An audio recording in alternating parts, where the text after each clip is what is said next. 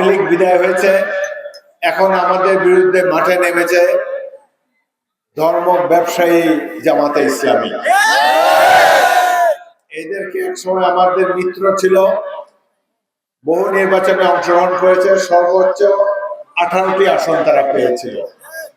এছাড়া অন্যান্য ইলেকশনে দুইটা সিট বা 3টা সিট, 4-5 জন ম্যাক্সিমাম তাদের এমপি হতো। এখন তারা মনে করেছে আওয়ামী লীগ নাই, এই সুযোগে আমরা যদি ক্ষমতায় যেতে পারি।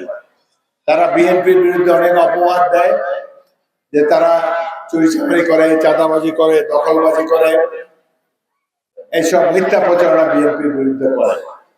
নামের শেষে ইসলাম লাগালে তো আর এটা ইসলামী দল হয় না। তারা বুঝাইতে চায় যে একমাত্র ইসলাম ধর্ম অনুসারী তারাই, আমরা বোধহয় এই ধর্মের বাইরে। আমি তো মুসলমানের ছেলে, 2 বার হজ করেছি, 5 ওয়াক্ত নামাজ পড়ি, রোজা, নামাজ, হজ, যাকাত, কালেমা, 5টা স্তম্ভের উপরে ইসলাম ধর্ম প্রতিষ্ঠিত। আমরা তো কোরআন হাদিস অনুসরণ করি, জীবনযাত্রা পরিগ্রহ করি। জামাতে ইসলামী মহিলারা বাড়ি গাড়ি দিয়ে আমাদের দেশের সরল প্রাণ মহিলাদেরকে বোঝায় যে ফুলকপিতে ভোট দিবেন, তাহলে সরাসরি বেহেশতে চলে যাবেন।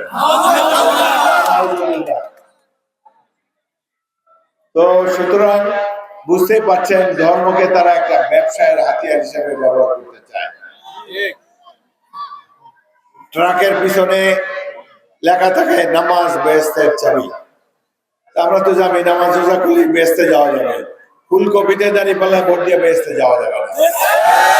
সুতরাং এই ধরনের এই হুজুরদের মিথ্যা প্রচারণায় আপনারা ভুলবেন না। আরেকটি কথা, এখানে অনেক হিন্দু ধর্মাবলম্বী মহিলারা এখানে এসেছেন, পুরুষরাও এসেছেন। আমি আপনাদেরকে আন্তরিক ধন্যবাদ জানাই।